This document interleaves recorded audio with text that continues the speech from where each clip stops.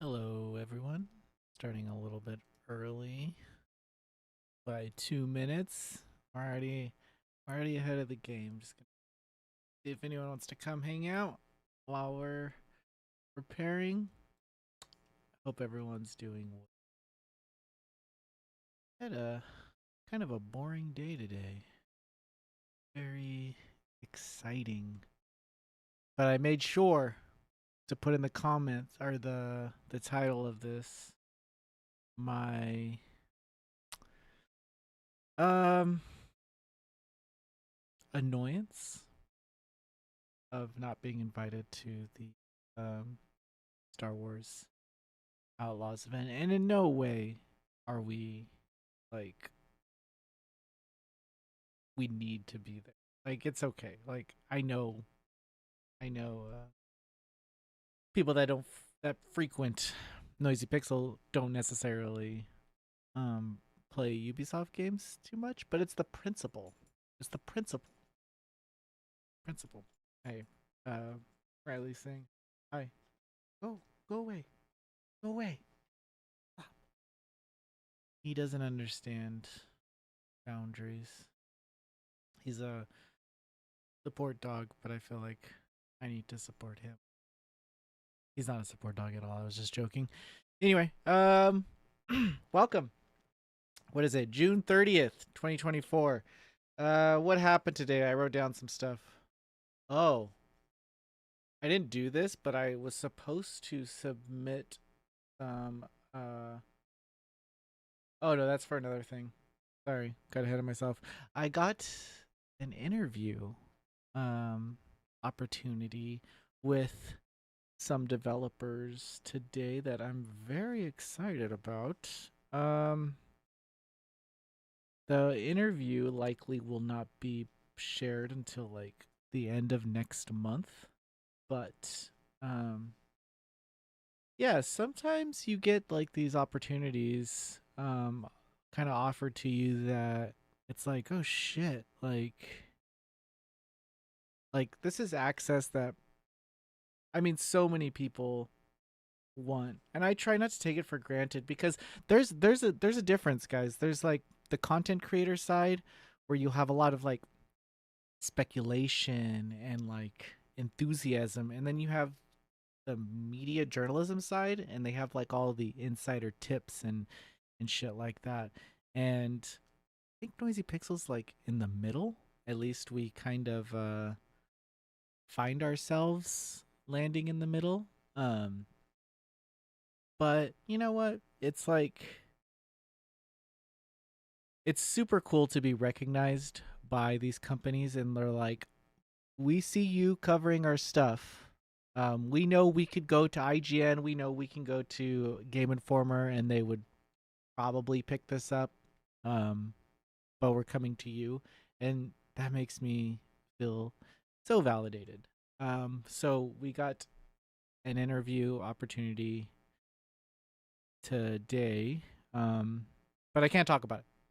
But you'll see it later next month. There's another thing I'm doing right now. It's kind of weird. Can't talk about that either.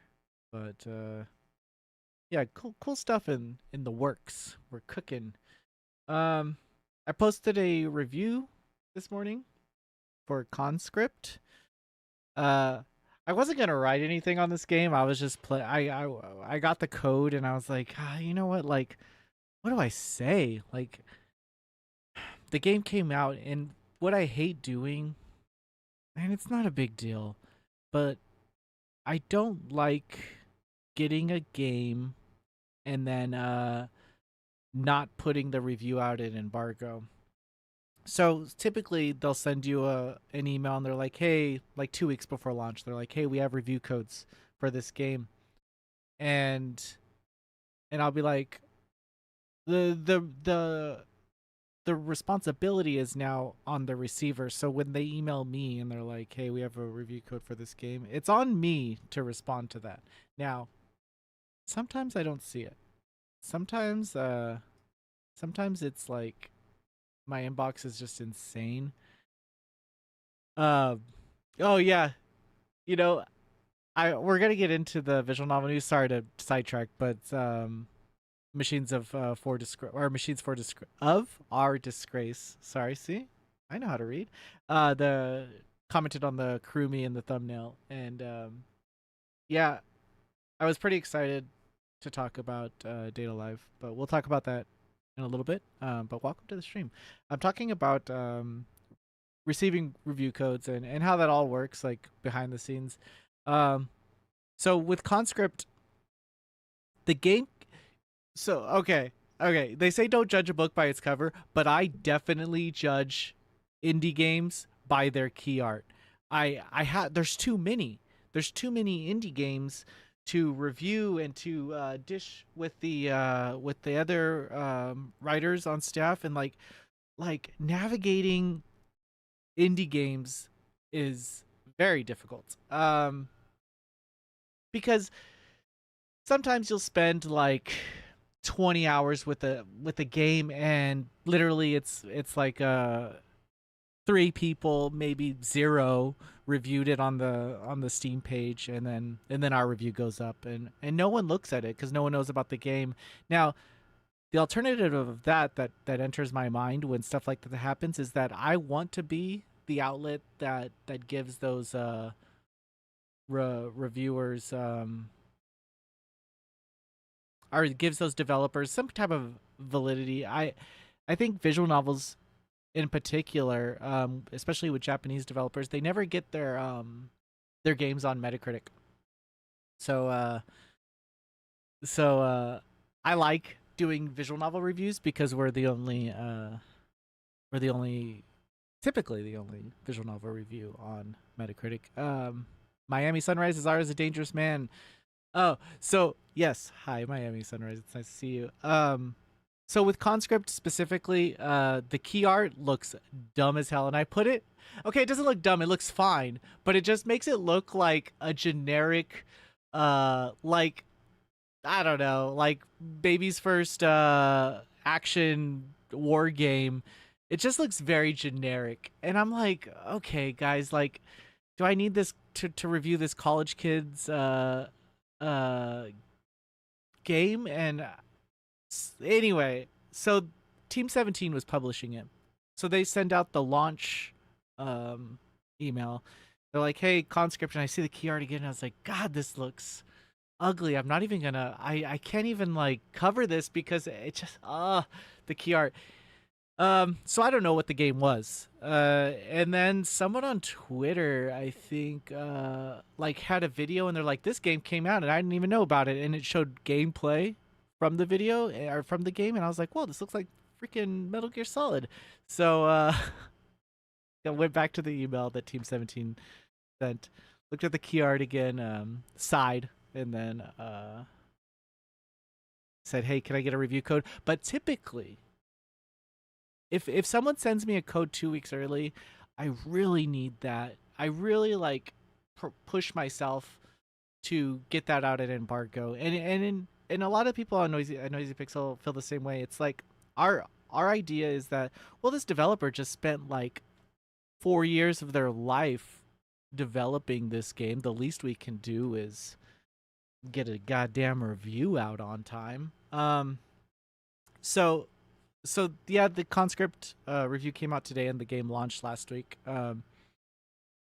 But since I started this live stream yesterday, so yeah, I wasn't gonna review the game. I was gonna probably write something on it. I don't know what I was gonna do.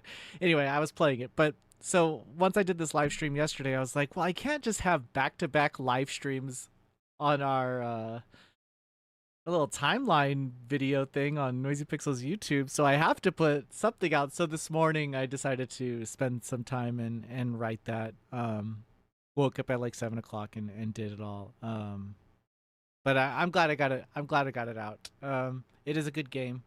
It was I don't know. It's very unassuming. I think is the word. Is like it starts off it in the first chapter. You think they're just gonna set you up in like these small areas that you have to defend, and that's the game flow for the prologue or the first chapter, I believe. And then it all kind of changes, and you're free to roam around and stuff. Um, Yeah, so it's a good game. Rose said, "While I have you guys here, love Noisy Pixel. Seriously, one of my very few channels I trust, love, and enjoy. Keep being you." Yeah, thank you so much. We try to be a channel for the people. We can be pretty sassy though sometimes, and I think whether you like it or not, we're very I don't know, um, not as professional as maybe we should be sometimes. But we review like porn games, so it's always weird. I That reminded me of years ago, like 2013, 2012. I was volunteering at Operation Rainfall, Op Rainfall. This is after the Xenoblade stuff though. But so so we would write. They would cover like visual novels there, and that's typically why I wanted to write for them or volunteer there is because I played the Atelier games and I was like, fuck, no one's writing about these games. I'll write about them. So I reached out to them and they liked what I did. But there was a time, I think like a year or so into writing there, that they were like, "Oh, we're gonna work with Manga Gamer on some stuff, and it's gonna be like it's gonna be adult themed." And the problem there is that this is just an example. This doesn't happen, but the idea is that a publisher that like Square Enix won't want their games being covered next to a game with big titted girl or big dick boys. Um, and so I guess they felt like they needed to put a statement out on the whole thing, and so that they put out a statement. They're like, "Hey, we're gonna be covering adult news," and dude, their Facebook like blew up, and I was like, "Holy shit!" This is like my first year volunteering, and I was like, "Why? Why the fact that they're covering adult themed games? Why does it affect everyone so? Why is it affecting everyone so much?" And um, I guess that's been true for like years to come now. Every time someone tweets out something, it's a lot bigger than maybe it would be if maybe you didn't tweet it out and just did the damn thing. Like if we were just covering the news, I'm not sure anybody would even notice. But so what they did was they started putting like 18 plus in the headline. So it would be 18 plus colon and then Manga Gamer announced some game. With Noisy Pixel, I was like, you know what? I'm not even gonna tell anybody. So we started covering porn games from the first month and just didn't put adult or 18 plus in it. And I just think that was like the huge like change. No one's ever like said I'm not gonna read Noisy Pixel because you guys cover porn games. A lot of people, a lot of the times, don't even know we cover them.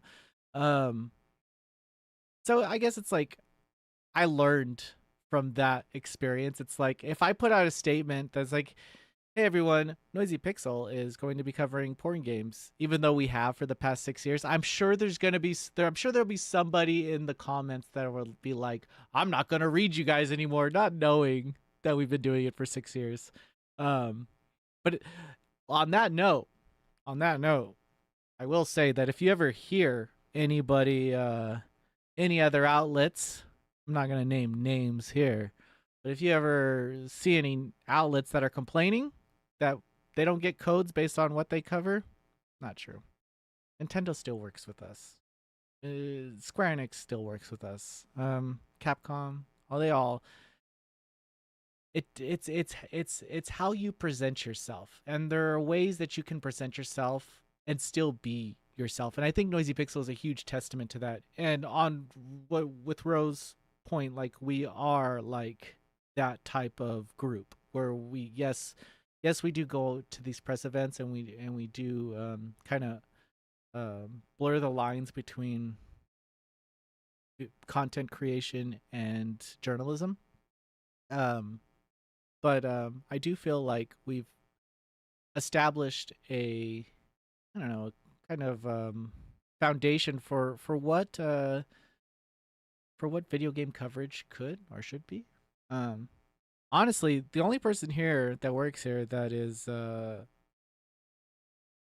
should be writing is Bailey because he has a degree in creative writing. I have a degree in computer science, so doesn't always doesn't always turn out the way that it should be. But I mean, I'm having fun, so no, no, that's okay. I wanted to talk about this yesterday. I wrote it down. See, I'm still taking notes because my, as you see, I have like ADHD or something.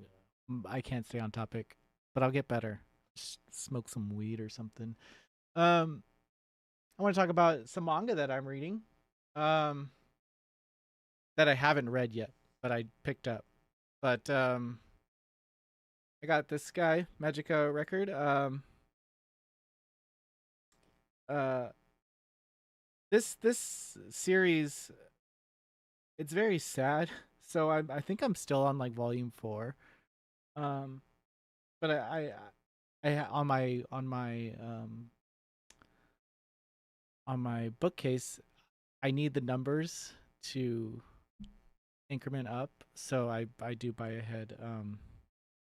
But I will get around to this Megia record. If you read this, um, oh yeah, did yeah today I did. I have not. I don't think I have. Wait, has that came out yet? I'm gonna look it up. I think it has. I think what I'm thinking about is the anime. Um, yeah, yeah, you can read it for free on Viz. That's my problem is that I don't read a lot of Viz manga, and um, it's because I don't have time to anime is scheduled for fall, but get the manga while you can.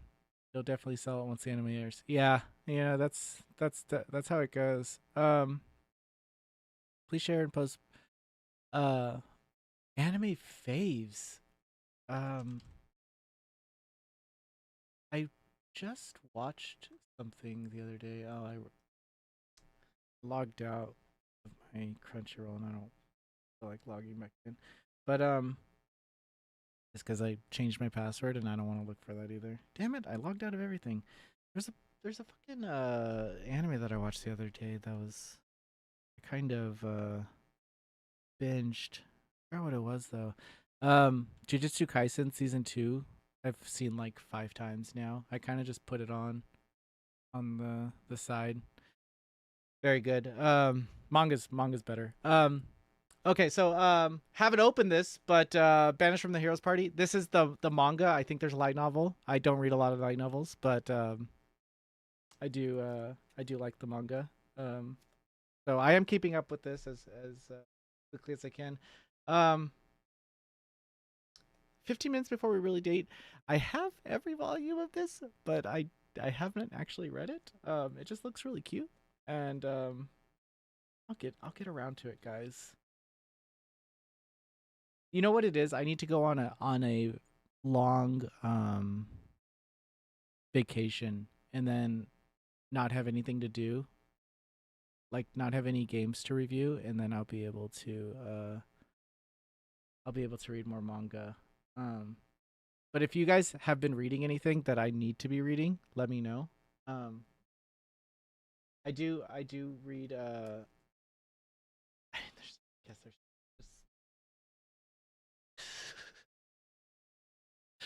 yeah, there's just I I read a lot of I I didn't really think this one through. A lot of smut. Um, but that's okay. That's okay. Um, yeah, let me know in the comments for any manga recommendations because I'm always down. The thing about Viz though, I'll tell you, is that I don't. I'm 35 years old. Okay, I accessing the portal and having another website that I need to go to all the time to catch up on releases is already difficult enough. And following games as well, it's just hard. Um, but yeah, I'm down to read anything. We used to have a manga monthly where I could talk more in depth about manga, but I realized how casual of a manga reader I was. Um, just because I'm so surface level with I'm so surface level with series and like retention of like character names and stuff. They're series that mean more to me than others for sure.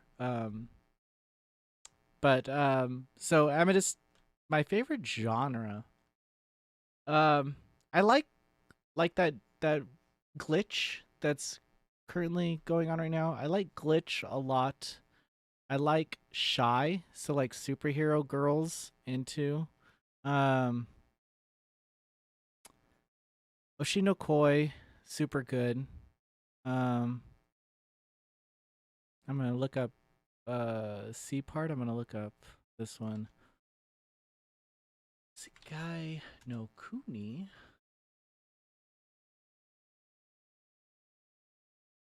Okay.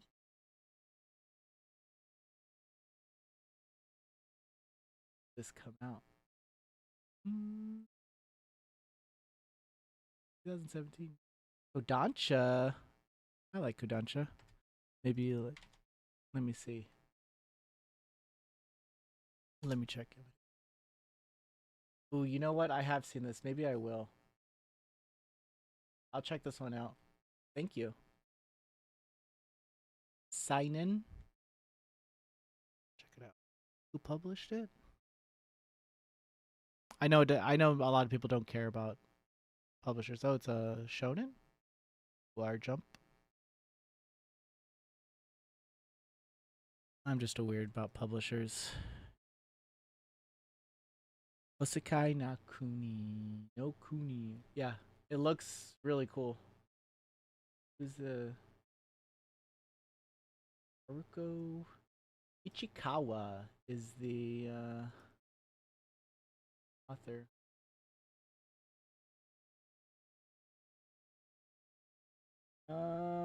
It seems to be like the most notable one. And the latest. Oh no, that was 2012. 2016 they came out with but it doesn't look like it went anywhere. That's not even rated. Oh yeah, that time I got reincarnated as a slime. So I've been asked to by Yen Press, I think, to do like an overview of that, and I had to turn him down, and just because like I don't read the light novels. The only light novel that I read is that's stupid. I'm gonna say the name wrong, but I maxed out my defense Bierfer or whatever. I'm saying it wrong. So I'm telling you guys I don't normally talk about this stuff, so saying it out loud for the first time uh is like happening in real time right now because I don't say these words out loud. I just read them. So it's kind of fun to actually be able to talk about this stuff. So thank you for putting up with my rambling. Um, other than other than that, yeah, I did want to talk about uh the Ubisoft. There's a bunch of Star Wars Outlaws previews that went out today, and we didn't get invited. It's okay.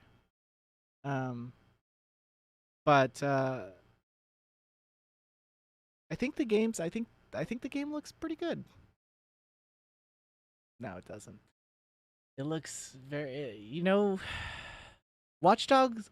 I reviewed Watch Dogs Legions. Before I say this, let me see what I gave it. Because Daisy Pixel. Let me see if the score still stands. Okay. Let me see if the score still stands. Oh no, that's the Bloodline. That's the DLC. DLC was good. DLC was good. What did I give it? Oh fuck. I gave it an 8. Okay. It could have been an 8. I don't like going back on my scores. A game that doesn't feature a real main protagonist outside of the comical AI. Dagley. You may not care about each individual character, but their collective goal makes the narrative worth seeing through. The way you can take on missions any way you wish rings truest in this title. And what better set piece to do it all in than a fully realized London? It's a good game. I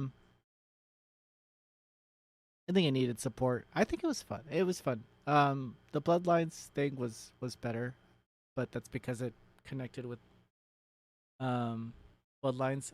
I'm not liking, and I do see part. I do think they were very selective with the group that went to see the previews. But I have not watched this, but let's check out the IGN trailer, because yeah, let's see oh let's see what they got going on. Nope. There we go. There is save. Oh, save. I don't know how to use. Okay. Stop making my stream political. Let's check this out. After this ad plays.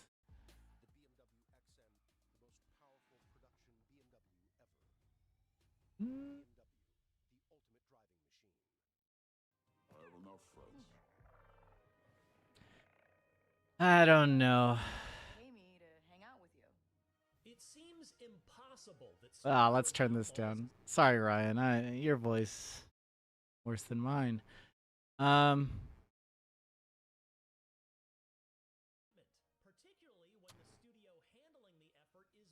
it's definitely a game.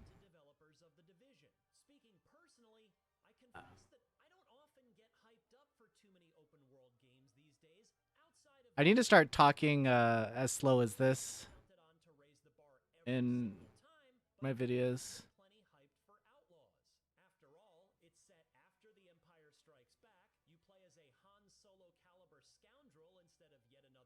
It looks like Watch Dogs. That was my point.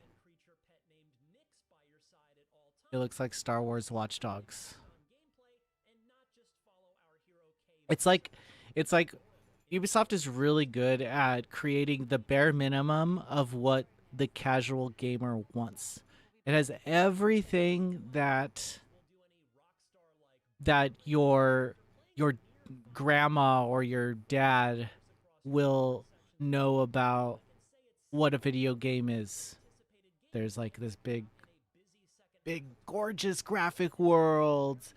There's these fun action set pieces, but when you're playing it, it just feels like you're playing something that, as a gamer, you've played many times before.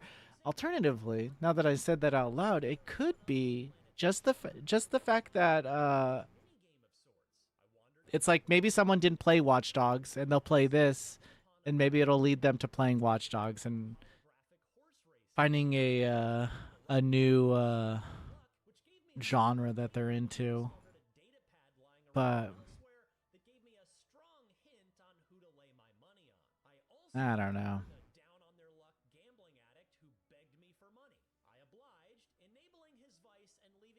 I haven't watched an IGN review or preview in a very long time, so I'm taking notes on how to do a preview.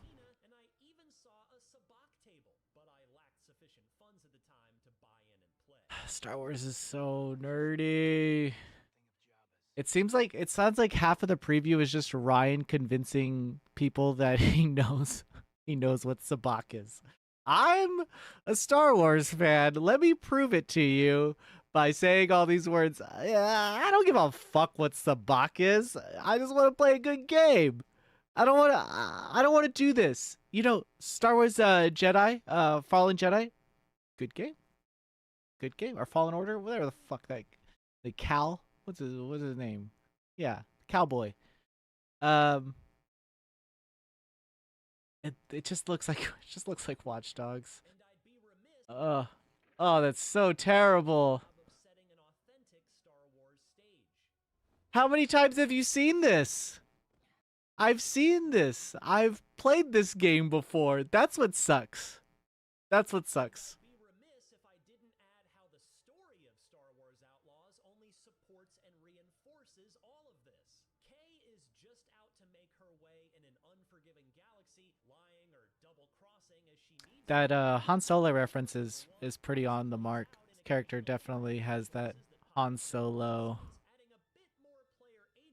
esque stuff. Sea part, yeah, this is a Ubisoft game.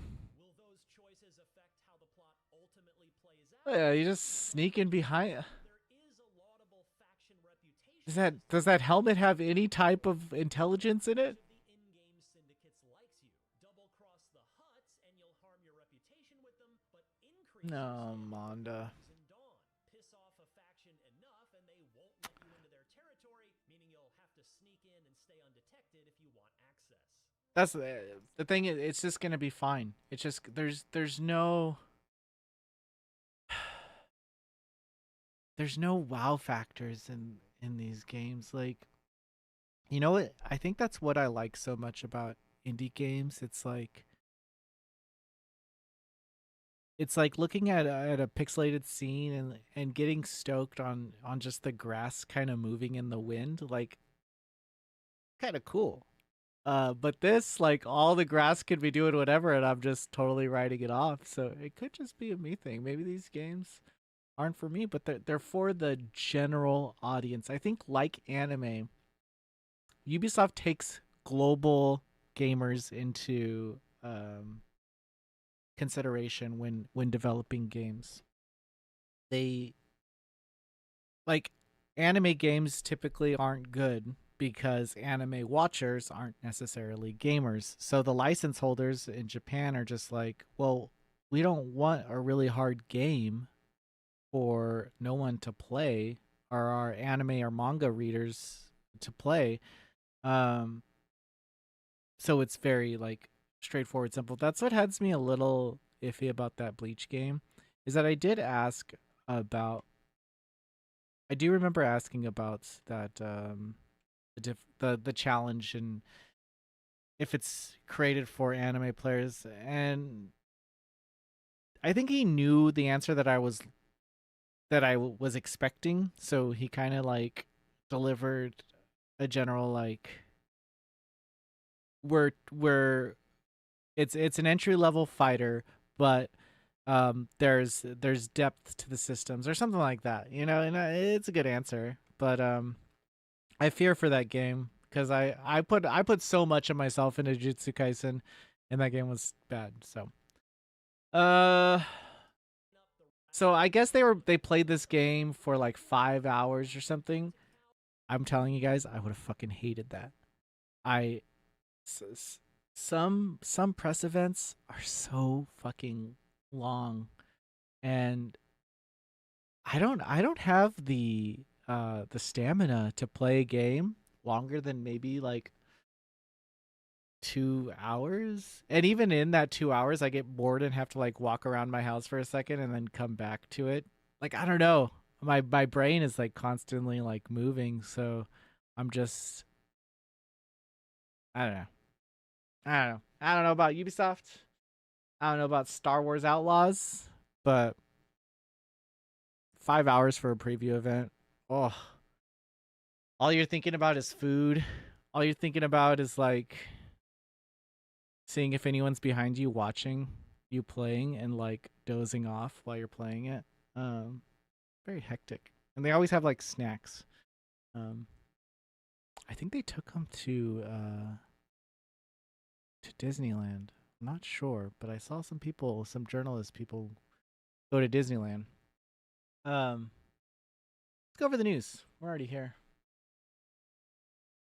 Um, some cool news today. Uh, got an Otome visual novel. What do you think about the? Oh, dude, I saw that price and I was like, "You're." They're just asking you to rebuy the game, right? That's the idea. Um, I think it's fucked up. It's fucked up because if that's the one game you play, you're going to buy that DLC. And Mortal Kombat knows that because Mortal Kombat has a has a fandom that's pretty dedicated. So for years, I'm just thinking like they're they Mortal Kombat in the fighting community is like the fighting game that some players play exclusively. So if you're putting out this DLC for $50, they have to buy it. Like there's no dancing around it. So automatically, out of all the people that own Mortal Kombat that are like playing it religiously or on a professional level or just like enjoying it casually online and playing, they're gonna buy it. You know, it's predatory in kind in a slight way. Um, and what does it give you? More characters? Is that the idea?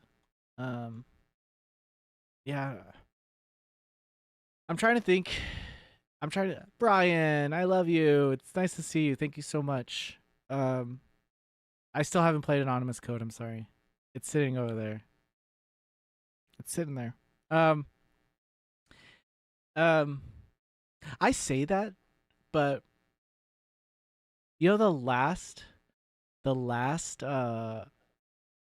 like DLC, like what is it, expansion pass or whatever it's called. The last one I ever bought was for BioShock Infinite, and when I got screwed on that, that was like it. That was like I'm never buying expansion passes again. Um, but if it's like bathing suit DLC, fuck, dude, I suck. See, I'll buy that for $20. I don't give a fuck. I'm there. It's so I'm such a hypocrite when it comes to that. Like, I'll talk shit on Mortal Kombat 1, their $50 DLC, but I'll be like, well, it's just $20 for this exclusive bathing suit that I can fight in, you know. I don't know. I don't know the last $20 bathing suit I would, but I'm just saying max I would spend on bathing suit DLC is $20. Um what was the last game you couldn't stop playing? Animal Well. Animal Well was the last game that I just like kept thinking about after I was playing. Before that, I guess before that it was kind of Rebirth, but Rebirth was more on a like a work, like I got to get this to do coverage on it. Um uh but before that, I think Octopath Traveler 2 I remember like like playing till the sun came up. It felt so good. Felt so good. Um Oh yeah, and true. Even if it's just a few cells, yeah. For Mortal Kombat, it's like what they do with the anime cells, right? They'll put out like a $300 edition, and the 1,000 people that buy it, well, they got their $300,000 or whatever that is. But they didn't have to sell like 10,000 copies, 20,000 copies. They just get the whales. Um, Booba DLC gets us all. Yeah, you know what? Even Near Automata, there's like costume DLC for that, but you have to beat the game in order to get it. I have not beat Nier Automata yet, and uh, and I bought that DLC. So they just took my money, and I've never seen those costumes. But I got really ahead of myself. Probably shouldn't have done that. Anyway, Atome visual novel, Celestia Chain of Fate. You know who? You probably don't, but the publisher of this game is a Gate who who they do that one game where is it? Oh, it's not good, but it's a game. Ah, here it is. Oh, I guess it's international. Maybe that's a different team. But anyway, they do this the Therian arc. It's like a Class of Heroes game. Um, but they do that. So this is a Otome visual novel. Um, looks good. I'm always weird. I don't like that I'm this way, but I don't really enjoy fantasy Otome. Like demons and stuff. I'm just not that into. I like it when I read Otome, it has to be kind of based in reality a bit. Um I don't know. I don't know.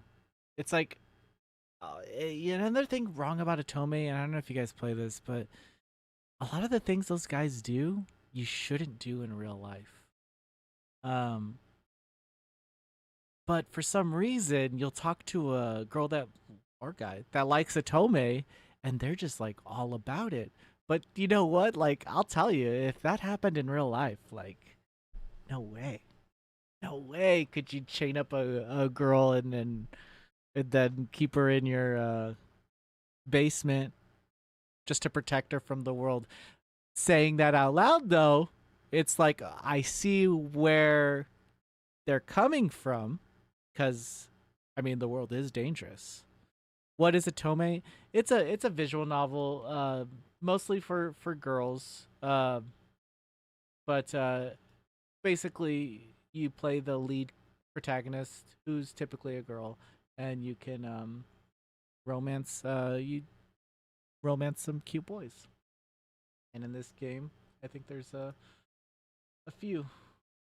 Um, but that's not like that happens after the main story. You know, like there is a true ending and there is like an arc to them. Uh, but a lot of it falls down on the fact where like, oh shit, I can experience like a fantasy novel, a fantasy story, and then at the end, date date these boys. But there's some really good ones out there. Collar X Malice, really fucking good. Um, I'll just stop there actually, because if you have not read an Otome, I would suggest that one. Um, but release date September 12th, Switch and PC. I think PCube has a physical coming from this. They usually do, but yeah, there's a demo on Steam if anybody wants to check that out. Um, and like the thumbnail alluded to, Data Live Red Dystopia is getting released in September. Digital only, Idea Factory International.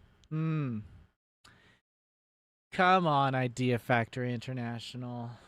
Get it together. Uh I I have okay, so I thought that the physical of Data Live on PS4 would definitely be rare. I don't know how much is it now? If it's not rare, it needs to be, because that's gonna Data Live PS4.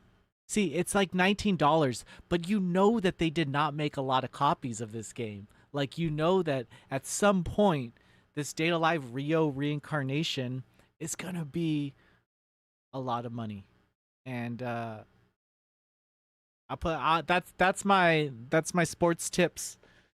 Um, uh, that at some point, Data Live Rio reincarnation will be worth a lot of money, but it's not now.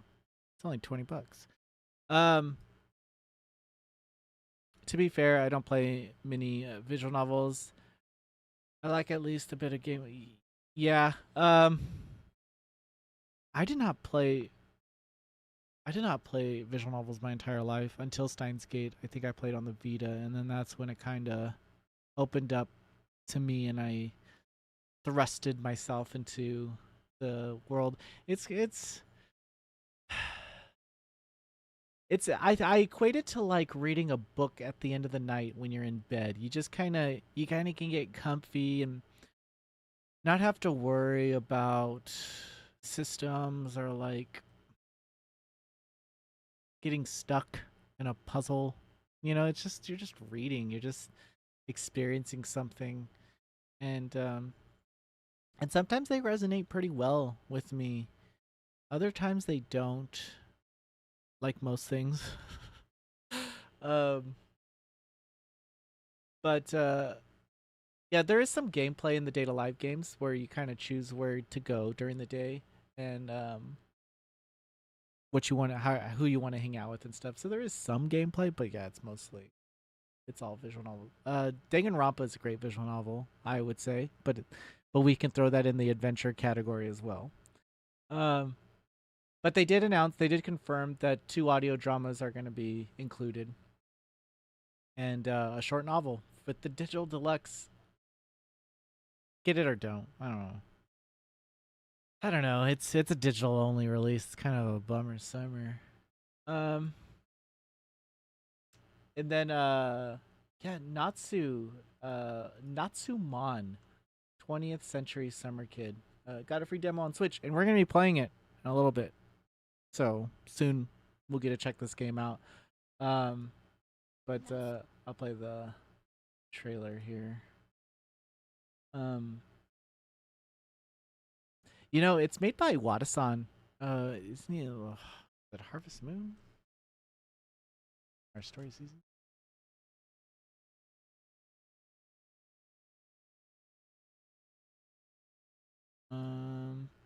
Yeah, Harvest Moon.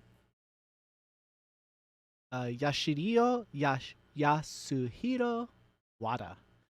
Um, hey Brian. I literally just got. Oh yeah, was that the PS2 thing that I saw some people um talking about online? Um, his so when did he bring this out? You know the funniest fucking game. Where is it?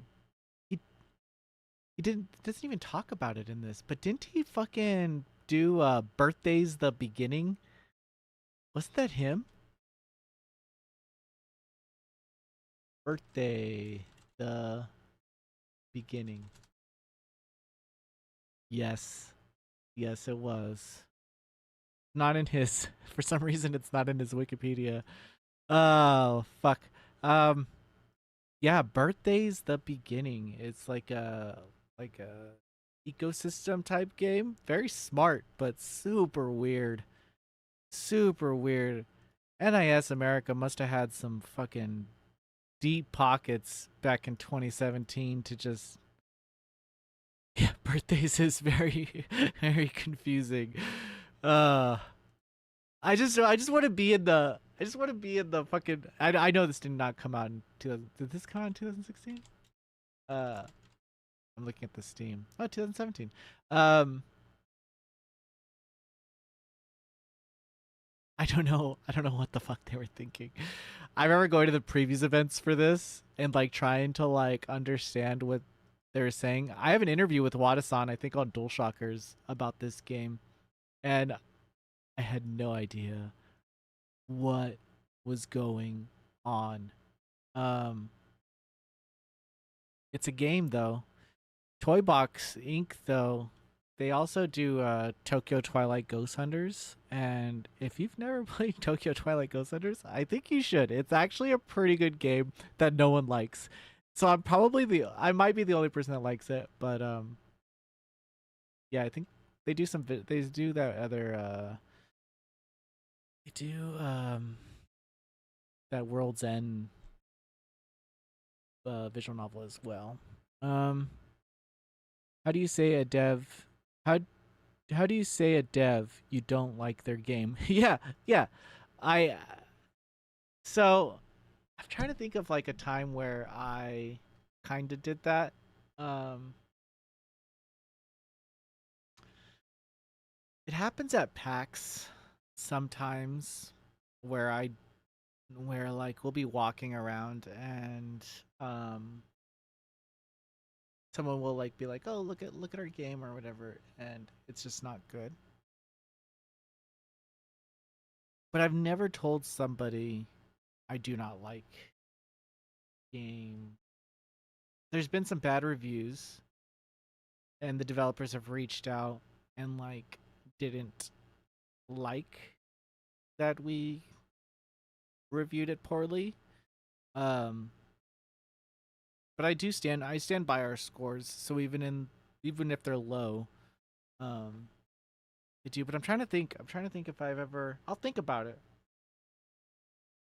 I'll think about it. There's things I say to dance around the whole. I'm not understanding this, or like you can see in my face that I don't like something. But Natsu-Mon is by Wadasan, and Birthday's the Beginning is a very confusing game. Dragon Ball Sparking Zero got a new trailer. I've played this game as well. Okay, so let's. I have a preview on the site if you want to see my positive words on it. Um, but here's my feedback. Here's the feedback on Sparking Zero. Because I know everyone wants it because of Budokai 3 and all that. Um, it's very like key based where you're constantly charging, and that's where the matches kind of like take place. Like the strategy in the matches are to make to put some distance in between you and the enemy, and then charge and get your specials ready. Because normal melee and just like little key blasts, they don't do anything. They can be deflected. They won't even probably hit. So that's what I noticed is like the game flow of the matches was like hit distance, push them back, charge, try to get as much charge as you can before getting hit. And then launch a special, try to charge again, and constantly like you're managing your charge time. Um, and some characters it builds slowly. Um, but I also noticed that the attack animations were very repetitive. If you're just melee attacking and not utilizing the specials, it's very one trick pony. The combos, um, and I noticed, and I talked to the developer on it, and they were like, "No, if you look closely, every character punches different, or every like." So I'm gonna return when I do end up playing it again. I will look out for that. But in my 30 minutes with it, I don't know. It was fun, but I didn't. I it's not enough time. Not enough time to really understand a fighting game or give it a fair shake. I just thought that the fighting animations, just the normal attack combos, very repetitive, very like surface level. Like fuck, like you're just kind of waiting around until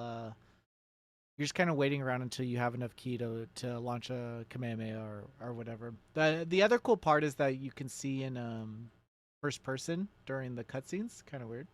Um, but yeah, that's a thing. Sonic X Generations soundtrack. Oh, I thought it was gameplay. God, I'm not like being cool guy, but I did play this too at Summer Games Fest, and it was a lot of fun.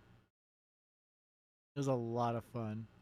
I was so surprised at how much fun I was having as Shadow. Um, yeah, everything felt really good. Um, um, but yeah, it was a very cool game. So I'm excited about this. When does it come out? Oh, October 25th. Not too not too much longer. People always come up with tech and fighting game, but it's usually a glitch disguise. What's up, dude? Sorry, my dog's like, what do you want?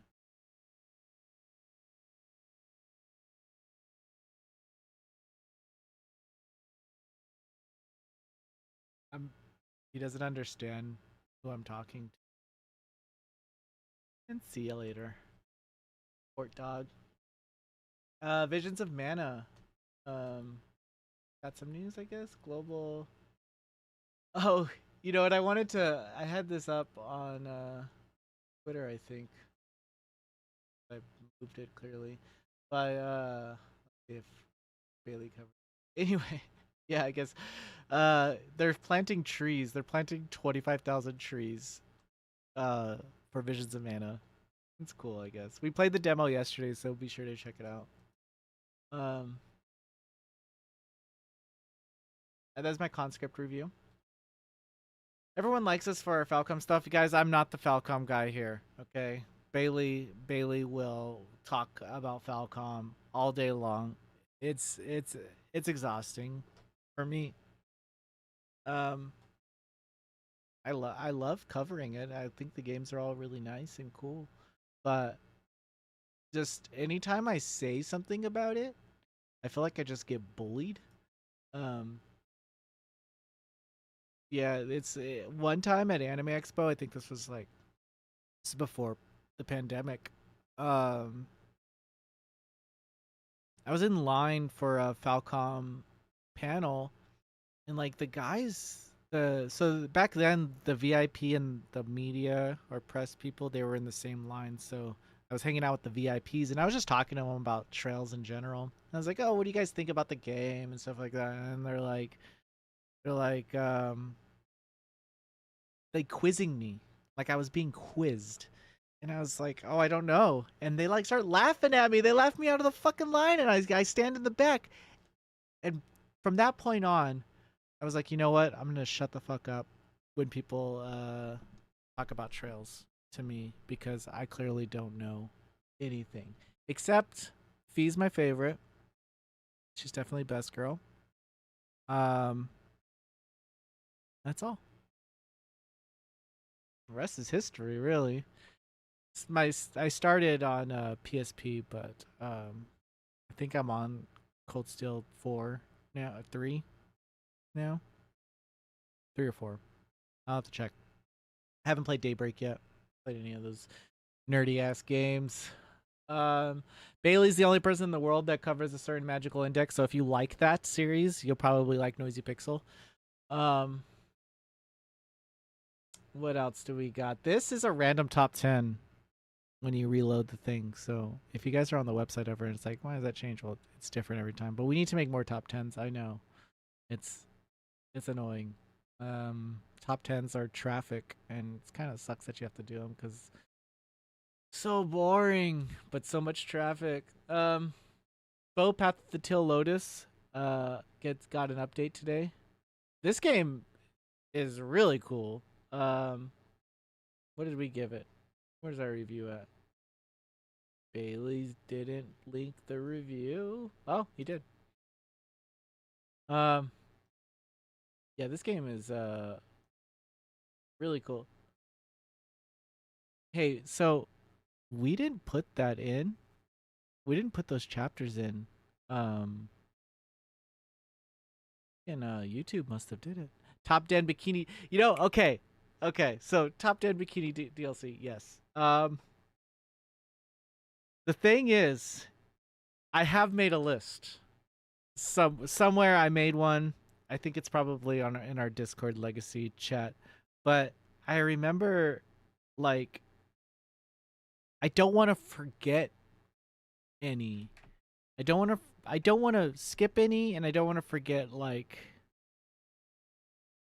a character, and then everyone's just mad at me because it would have to be Azario's top 10 bikini DLC picks if that was the way to go, cuz fuck, I would throw Neptune from Neptunia in there for nostalgia purposes. I think when I got into Bathing Suit DLC, it was like Tells Azalea, uh Hyperdimension Neptunia, and those were like that was like the starting of my like venture into the DLC realm. Um, yeah, I'll do it. I'll do it. Fuck it, I'll do it. It's next week when you see Zario's top 10 bathing suit DLC. It's gonna be because of UC parts. So Thank you for that idea. Um, I'm gonna write it down actually because I'll forget it. Yeah, see, I does Honkai Impact 3 have a bunch of bathing suit DLC? Let me write this down.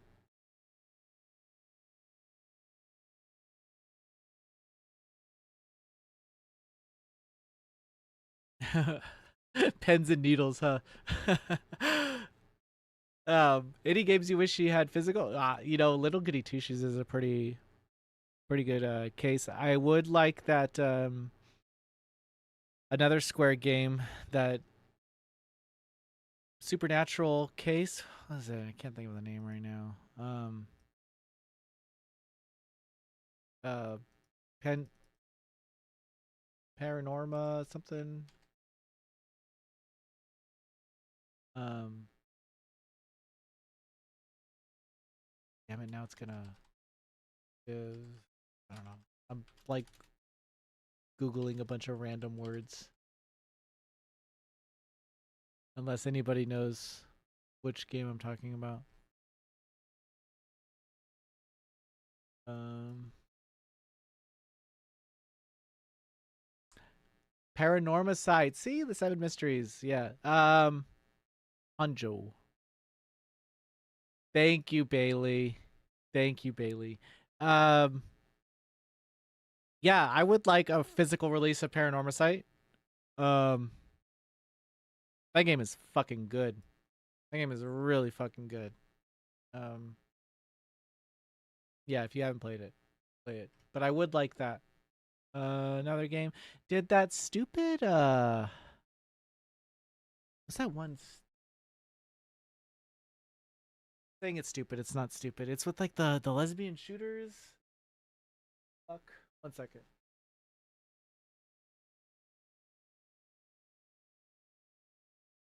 Fear effect. The lesbians, they it's funny. It's funny. People make fun of those advertisements back in the day. They'll like say, "Oh, the Fatal Frame ads were cringe," but hey, it worked. That's the only thing I fucking remembered. 20 years later, did that Fatal did the fucking name of the fucking game and get Fatal? It's not.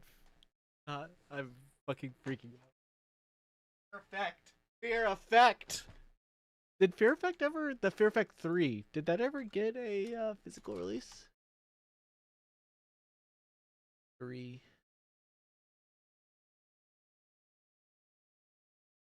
Called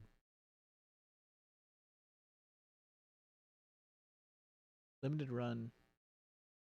Oh, I guess limited run is bringing Fear Effect, the original, to PlayStation, Switch, and PC. Wow, I wish I knew that. Bring up the trailer.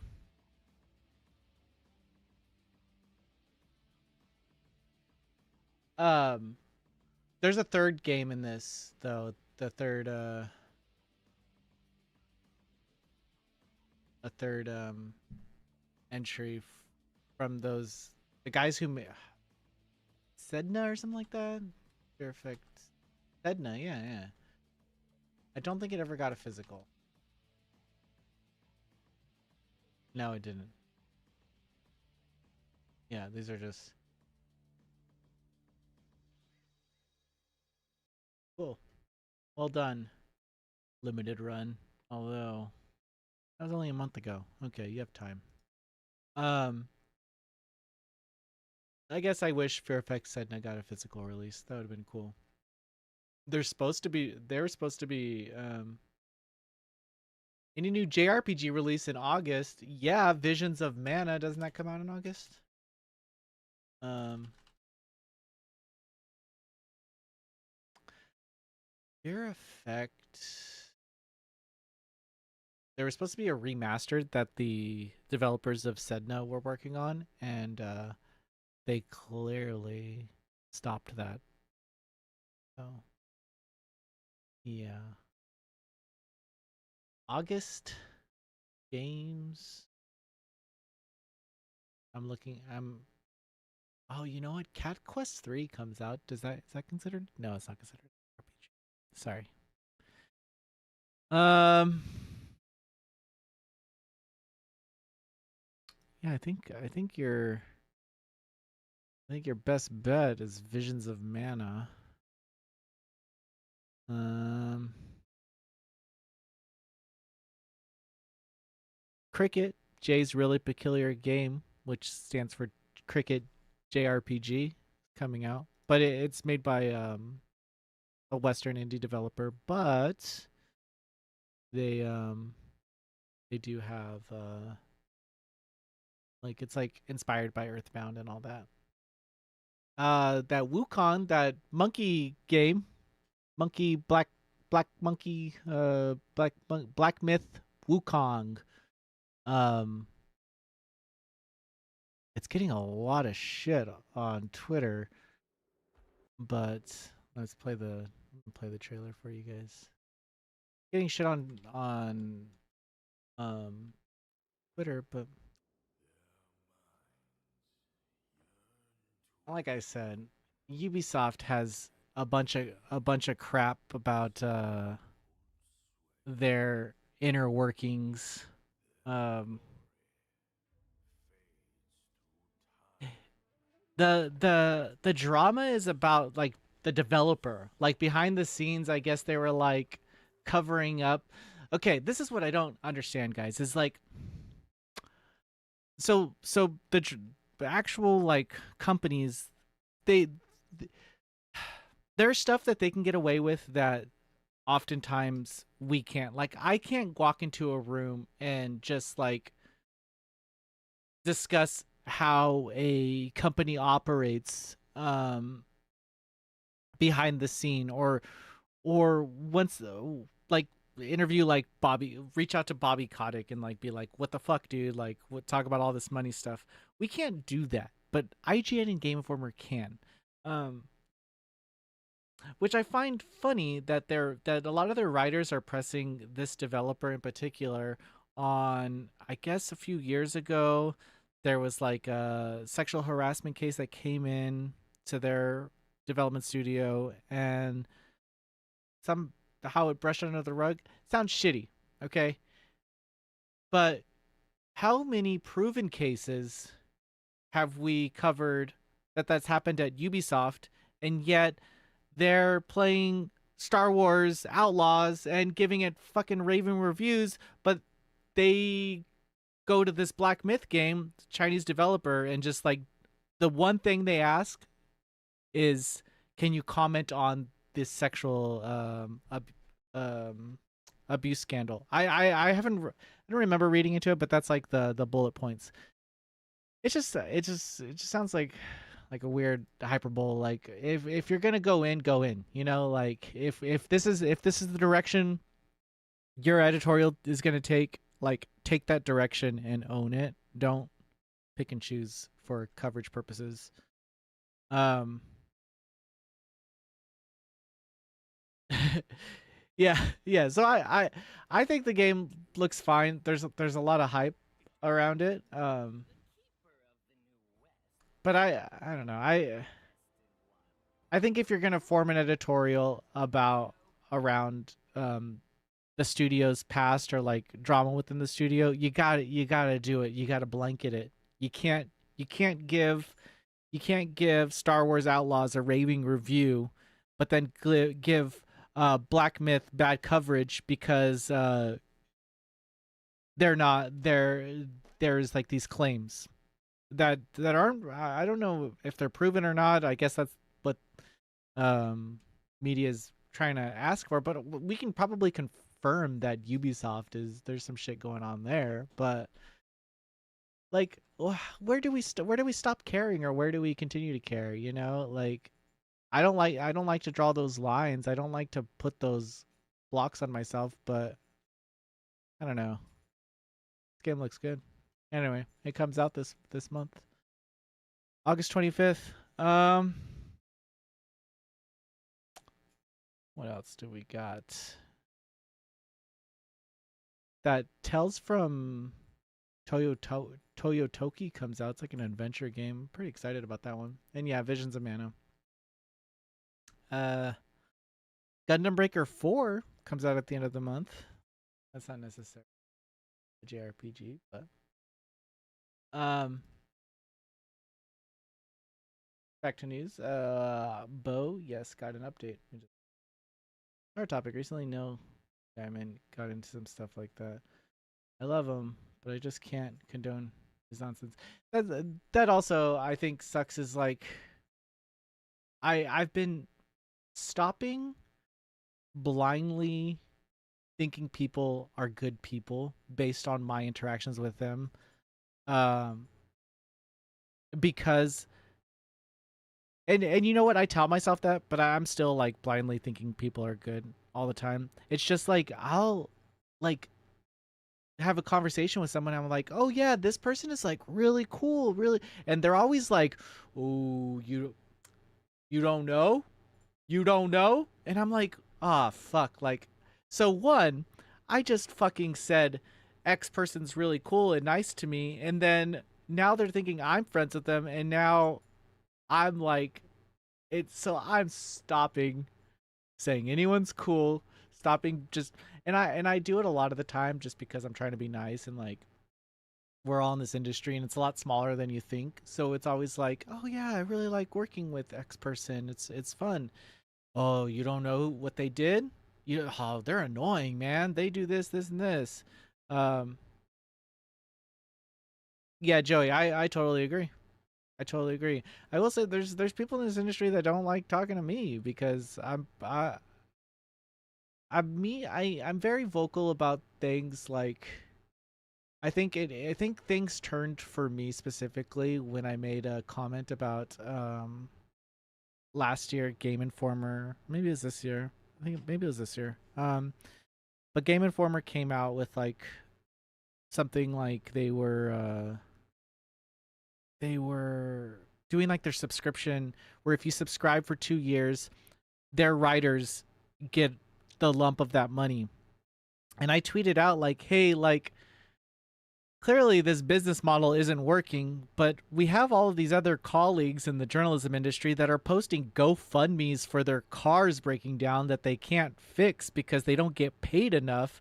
Maybe we should be focusing on that instead of giving money to this $1 million company that clearly doesn't know how to pay their own writers. Like, what's going on? So I just put that out, and then I got fucking messages from all these journalists like, you're destroying these people's lives, like stuff, signal blasting stuff like this hurts the industry.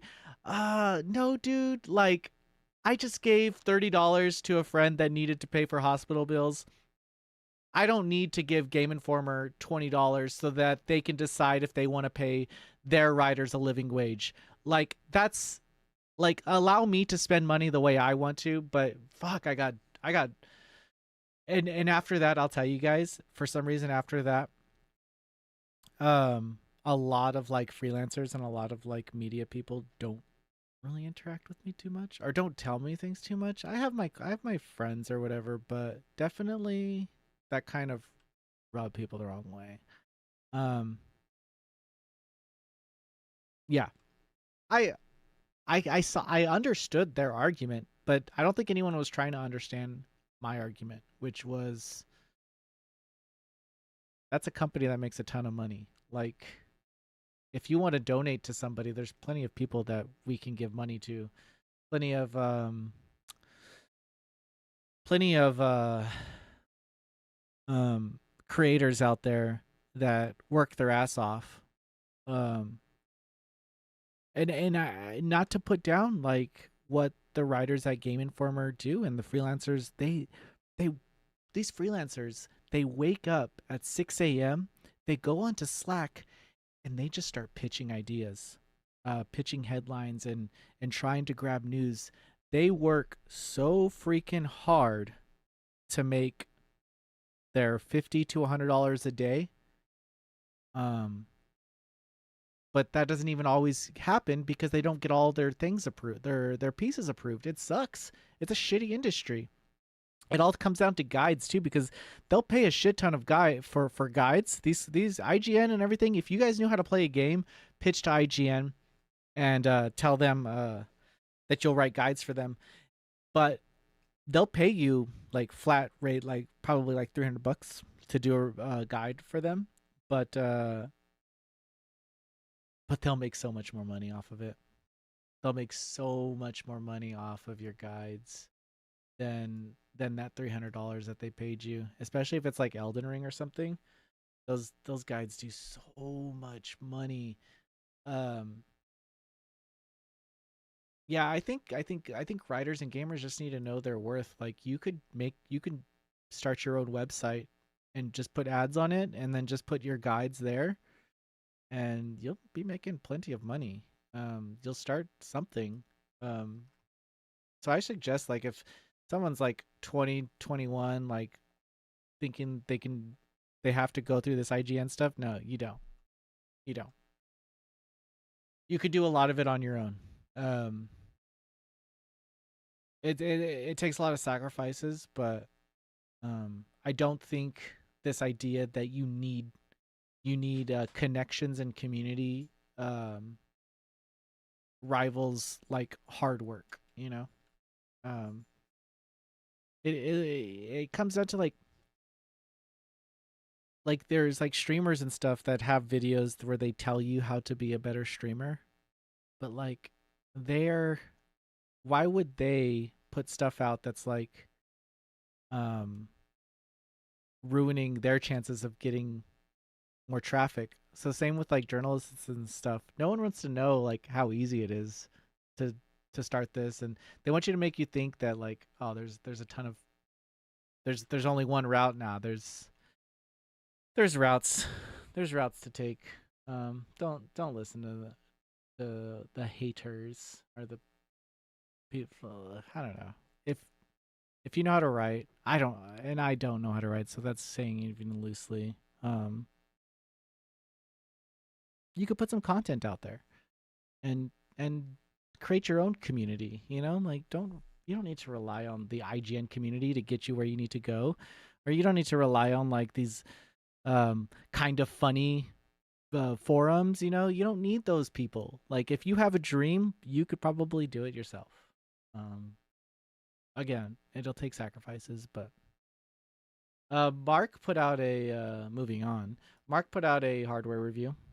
um he does a really good job.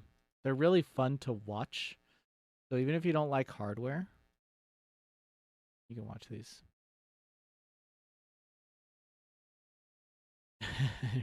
Senior citizen.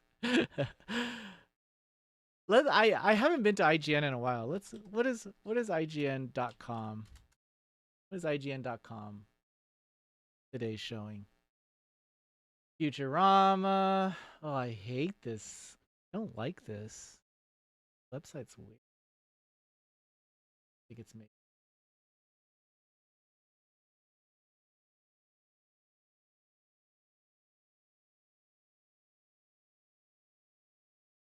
I did the same fucking thing. Effect. Give me that mobile. Yeah, see, it doesn't really change. Kinda shrinks. Um, enough of IGN's website review. This is cool. This up here, this bar. That's nice. Um, yeah, boring. So yeah, watch this Mark review. Ooh, that Funko game. Wait, was there a Funko game? Mortal Kombat 1 Funko Pops. Fallout TV show spurred a near 5x jump in Wars played for the franchise on Game Pass. My brother has like 3,200 hours or something like that in Fallout 76. Something like that. Um I told him the game sucked. I told him. I tried to explain it to him. It didn't work. He kept playing it. He didn't care. He didn't care. Um, on that note, that's the news. I'm gonna turn on this Switch really quick, and then we can play through this demo.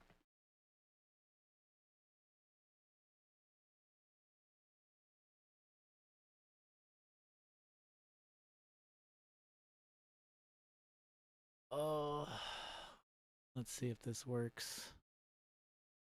Host game.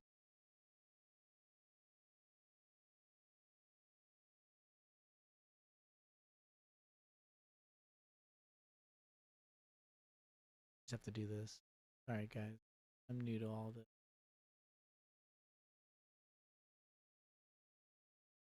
Oh, I have. Oh, game captures. It works. It's working. It's working. Okay. What is this? How do I turn this thing on? You know what? I think I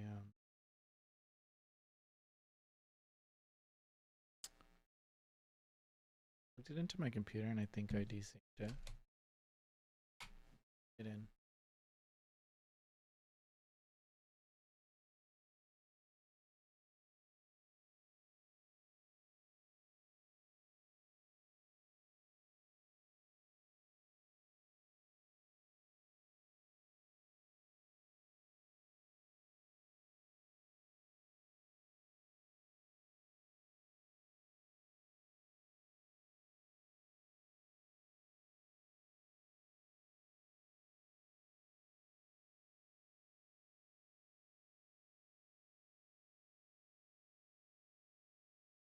Huh. Just not. Maybe. Oh, you know what? I think this thing is froze. I think the stupid fucking thing is froze.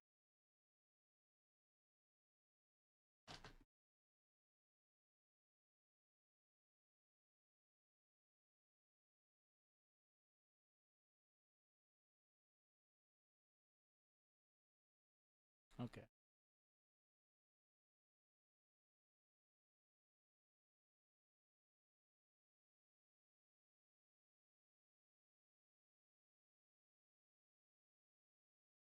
I don't know what to do, guys. Uh. Oh, it's working now. Oh, I fixed it. I don't know what the hell I did. I put in the cheat code 6969 420. Why do you have the light theme? Oh, on the website? Because I'm a psychopath? Why not? Um, no, I don't know. I actually don't know why. I'll change it, dude. That way to, dude. I try to go one stream without being bullied. Yesterday, some fucking dude came in and was like, "Oh, glad you guys are live streaming, but I wish it wasn't a Zario." And then Arthur asked, like, "Who did you want it to be?" He didn't reply. Who else is there? I'm a handful though. As I get more comfortable with this, you guys will learn to hate me too, and we'll have fun together. I really don't know what this game is. I have to use these. Hold to skip. Oh, they really want you to watch that intro, huh? Oh, I think while it was frozen, guys, I skipped like the start game.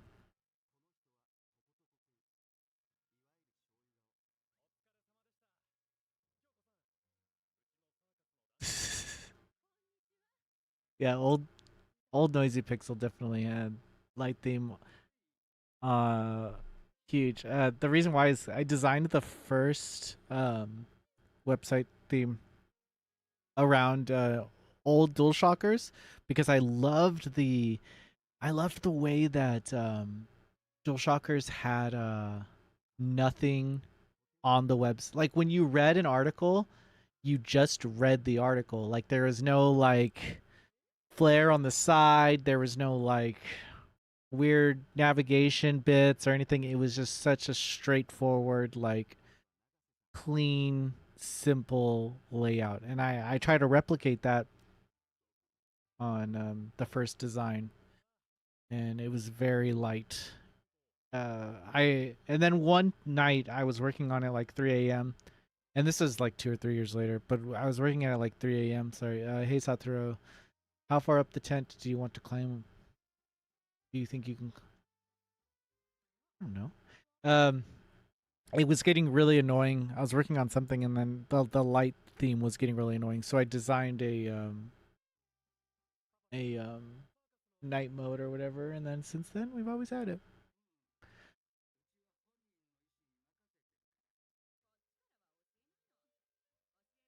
We're charging 10,000 yen an hour for lessons. Huh. I like the Doraemon kind of feel of this game. But then that reminds me of Doraemon Story of Seasons, and it's kind of has that effect. What about your name?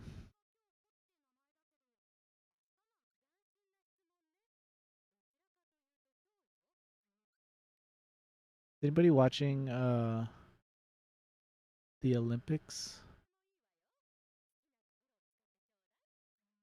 The U.S. definitely took. Yes, women's definitely took the gymnastics by storm. Elementary school teacher, probably.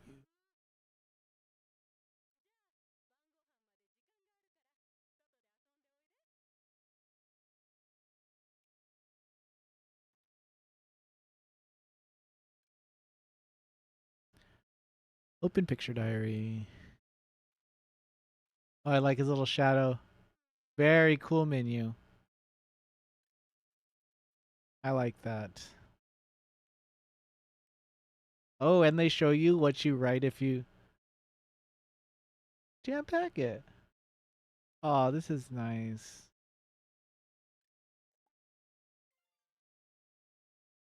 Birthdays, the beginning.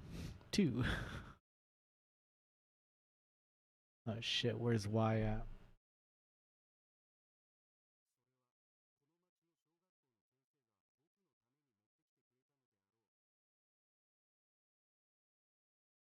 Number steady set. And sec. Hmm.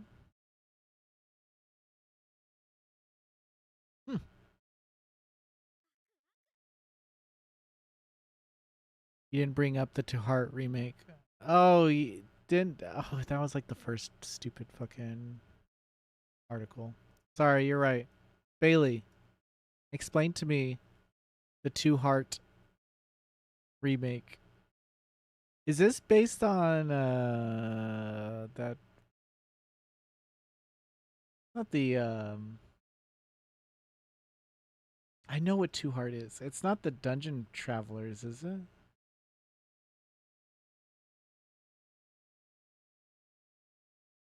Um Old dating series.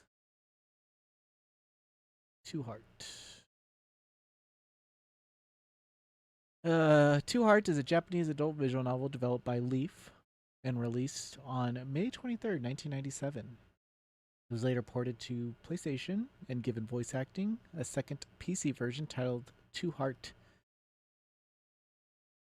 You know what? I've never played this game. Wait, have I played Two Heart? Didn't wasn't Two Heart? Wasn't that Tears of TR? Tears from TR or whatever? Was that? Is that the same game? Two Heart Two. Oh, Two Heart. Oh, so it is the Dungeon Travelers. I was right. I'm a nerd. Oh yes. Okay. So, Two Heart Two. Ah, Dungeon Travelers is separate. Gotcha. Gotcha. Gotcha. Who's publishing? Who's publishing this? It's gonna be fucking Shirafune, isn't it? It's gonna be fucking Shirafune.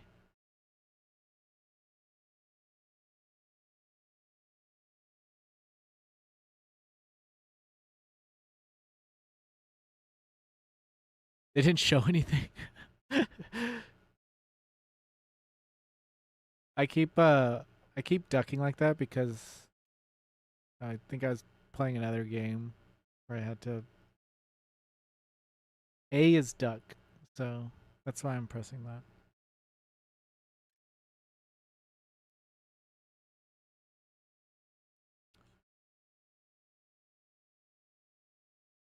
Yeah, the Utawa Ramono Zan game is coming. I didn't cover that because fuck, I hate that game. I still cried at the end though, but the fucking story is a very emotional story. So for sure, like, yeah, okay, I cried at the end, but that was because I knew I played the visual novel and I was just like feeling a little bit nostalgia. But the Zan games are terrible.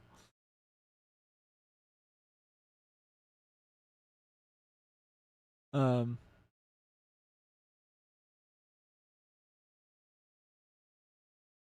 yeah, they're good. They're a good publisher. I don't know. I don't know how they release so many fucking games.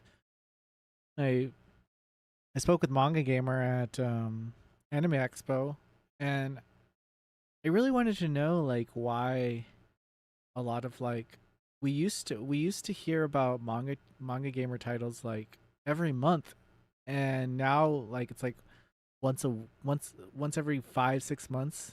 It says if you use any betting, please inform the manager. That's cute. Um, and I yeah, so they're I was like, how are you dealing with that? And they're like, yeah, well, we're going for quality titles now.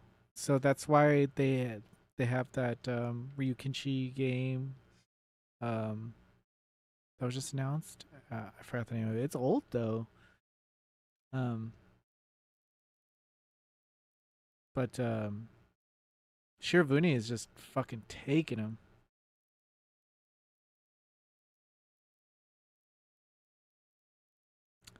Yeah, they used to be called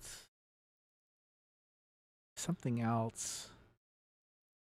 Um, but the game that they were publishing that really put them on the map for me.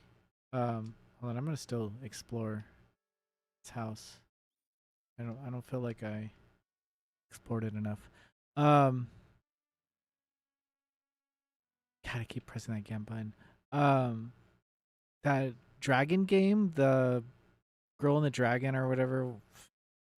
I can't think of the name. Sorry, but um, really good visual novel and just like really good animations. But anyway, they changed their name and then they launched that fucking Jurin.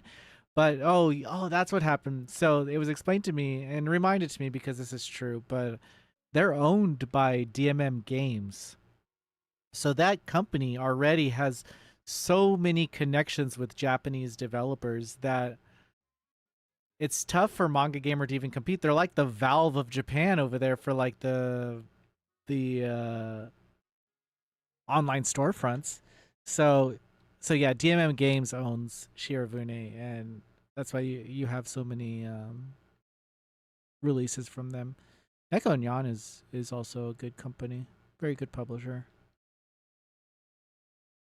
I wonder about sales though. Like I do wonder like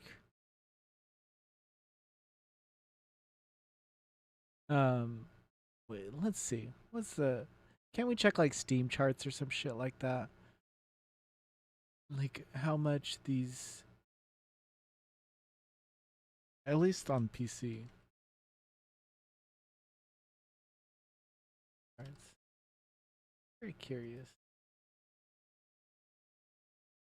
This okay, see like an all-time peak for Mask of Deception was 361. Um but I do know that Mask of Deception in Japan, when it released in Japan, it like did like 100K sales or some shit. Um, It's sold out in Japan.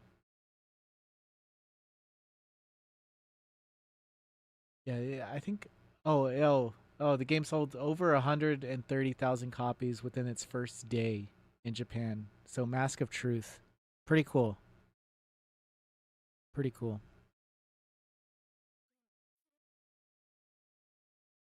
I don't think it sold that when Atlas published it, but I think we tried. I think they had the launch edition had like a pillowcase in it.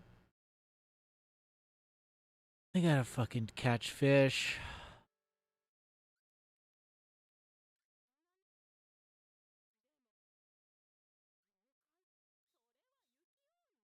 I really like the character designs. I like that they don't have like any outlines or anything. They're very color book esque.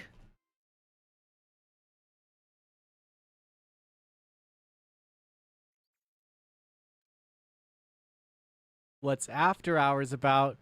Um, it's just I just hang out, talk about the news from the day, and play some video games. That's all. Reach for the stars. Collect stickers to climb higher.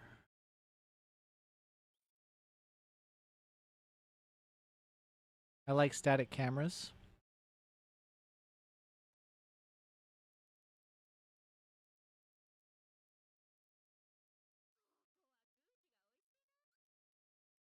I like voiced audio.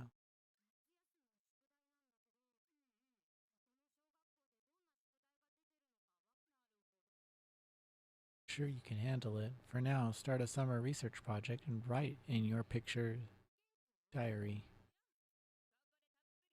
Okay, so it's on autoplay. That's not me like pressing it. It's really fast. Sorry if you I can't read that fast either. Psych. Yes, I can. Just trying to empathize with these slow readers.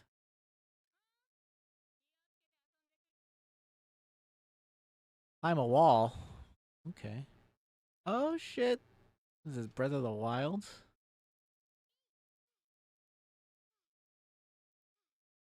Okay. I want to go on that fucking roof. Ah, damn it. I need another sticker.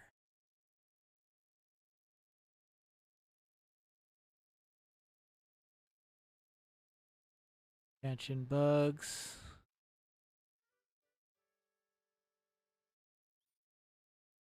Um, can't get.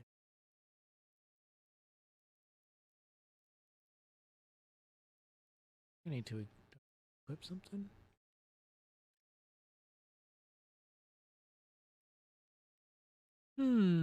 Bugs, fish, pork card. Hmm. Oh, it's Y. I knew that. Come here, bug.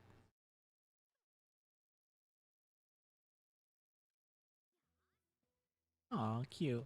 I'll keep it.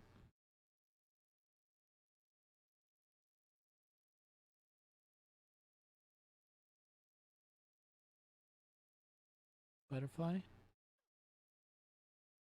I like that catching bugs is not super hard, like Animal Crossing.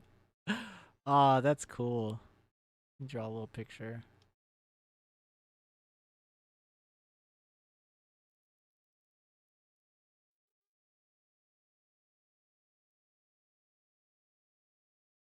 Dash. Ooh, oh, so dashing takes energy. uh,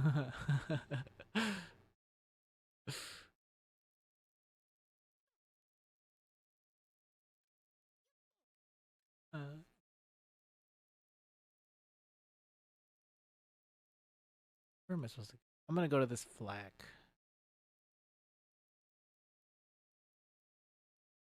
Um,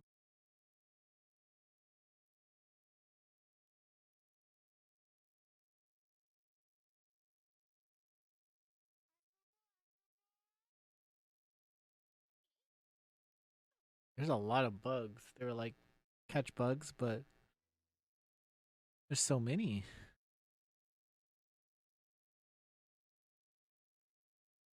Oh, I forgot that I can climb a wall. Let me climb this fence. Oh, I don't even need to. No.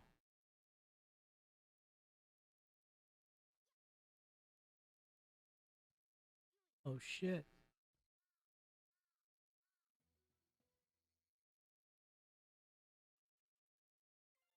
Cute.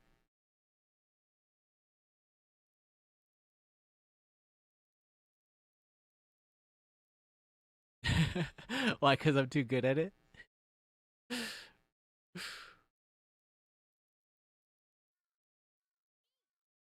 I want to know why this car is parked in front of this door.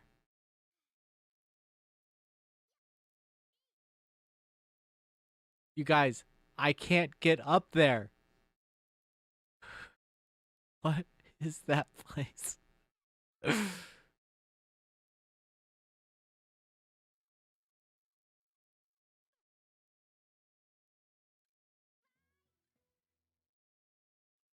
Ooh.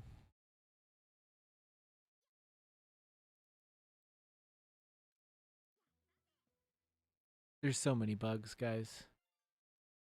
There's so many goddamn bugs. I do think that that's what this game is all about. I'm not it's not about the destination. Definitely about the journey. I know I have to collect 10 bugs. Let's do it. Let's do that. Start small. Okay. Random events. Oh, got a thief on our hands.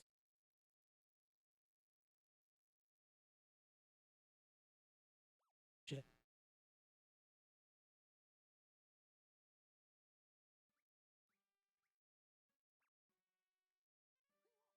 Are they trying to solve a murder? Because that would make this game really cool. Detective agency invest. I love it. One time I wanted to solve a break in. I think I was like I had to have been like 8 or 9. Um, but I heard some glass break and um somebody was breaking in. I remember looking. It was like at 11 o'clock at night, and I remember looking out the window, and there was a person in my neighbor's car going through all their stuff, and I was like, I woke up my mom, and I was like, oh, there's a break in over there, and she calls the cops, and then whatever. But in the morning, I wanted to like, I felt the need to like solve the case or whatever, so I went and like looked for clues in the alley and picked up the glass that was the car. You know, it's just stupid stuff, but they they said that this game was based off of like coming of age, like nostalgia, so that could be something that people relate to. Let me introduce myself. I'm the best flatfoot in town. Hmm.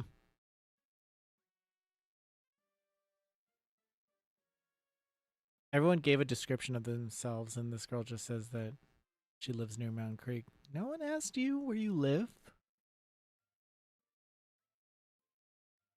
We're skating anywhere and everywhere. I'm the one who makes the final deductions.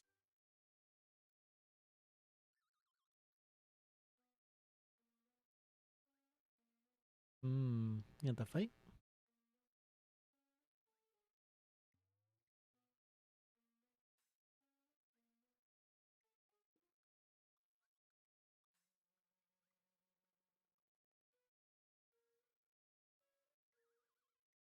Let me see. Bon something.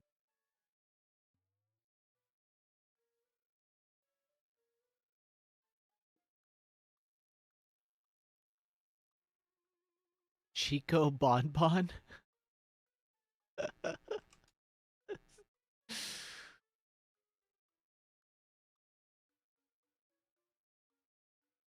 I don't see it. If it's Chico Bon Bon. I mean, maybe.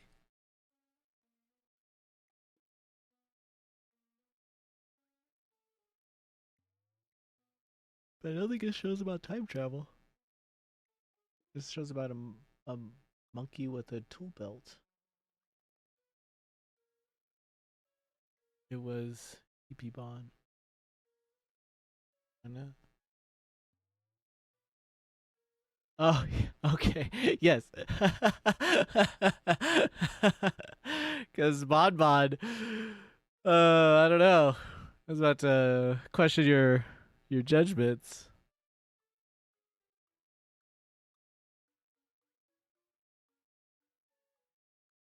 Brandon Chef, right up the pathway. Yeah, I want to investigate. The Flatfoot Files. Love it.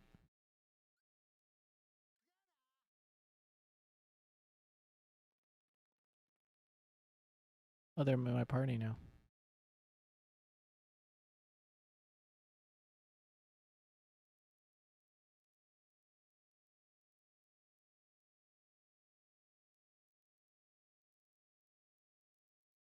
Pretty chill game.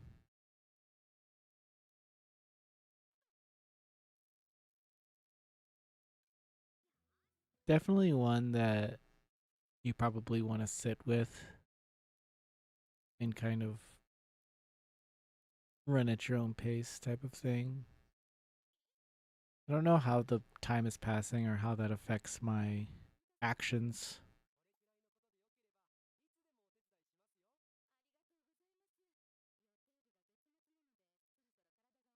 Oh wow, these issues are pretty intense. Okay, I'll go up here.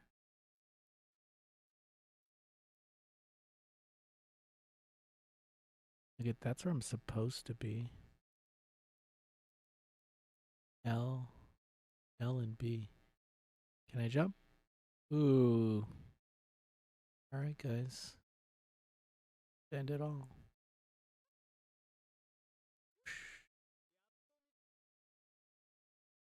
What happened? Just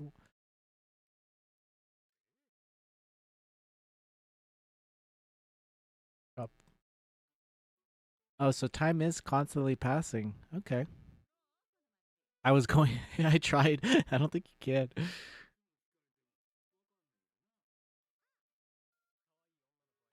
RB. It's Kept forgetting the goddamn name. There's a demo available now. Oh fuck, what is it? Mon something.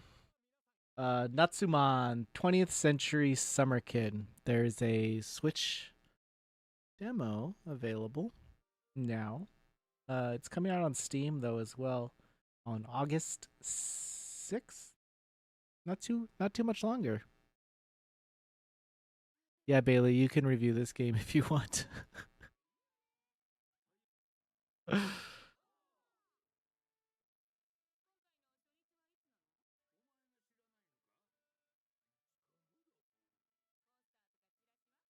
You know who'd be good for this? Uh, Kamel. She'd probably have a lot of fun with this.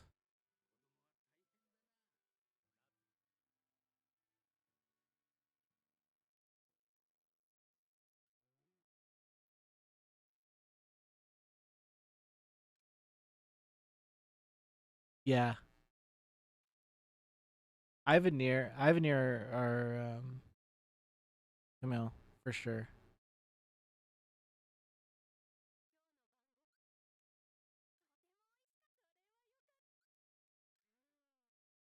My problem is that I'm like sometimes it is hard for me to resonate with children protagonists. Um, because in when I'm playing like as a child, I want to be like just like I don't know, getting into trouble doing stuff like that. But like, it's not really who I am now. So right now, like my mindset, you got to kind of shift to be like, okay, like I only have access to things that children have access to. So the adults are are talking to me in a certain way that adults don't typically talk to me. Um, just things to think about, or when I'm like looking at games that I want to play. I love this diary thing though,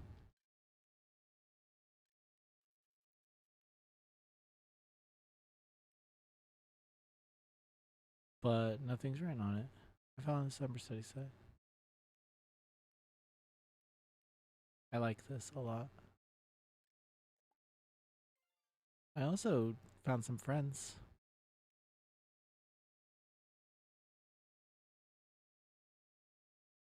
Is that how you get views? Is you just play Zenless Zone Zero?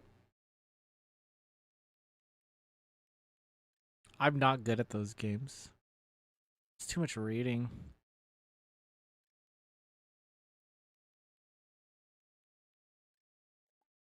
First bug. This is really cool. Oh, it got me when I walked into the snacks. Yeah. Oh, I become yeah. I'll just invest like $1,000 into Zenless Zone Zero, and then play it like I am really good, but really I just weld my way to it. Yeah, but you pulled $10,000 to get. Yeah, I'll start pulling stuff on stream. Um, I doubt I'll ever. I those games don't interest me at all. Too much reading.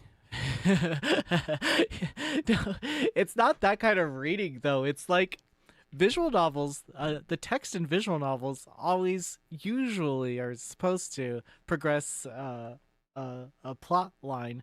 But Zenless Zone Zero, I feel like a lot of like the interactions are so like surface level because it's a game that doesn't necessarily end because by design, like it can't. It has to continue going. So visual novels are different. But yeah, visual novels are definitely a lot of reading too.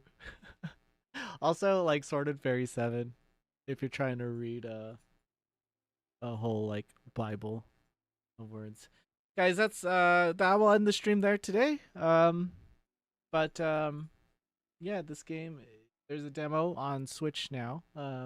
Natsu-Mon 20th Century Summer Kid.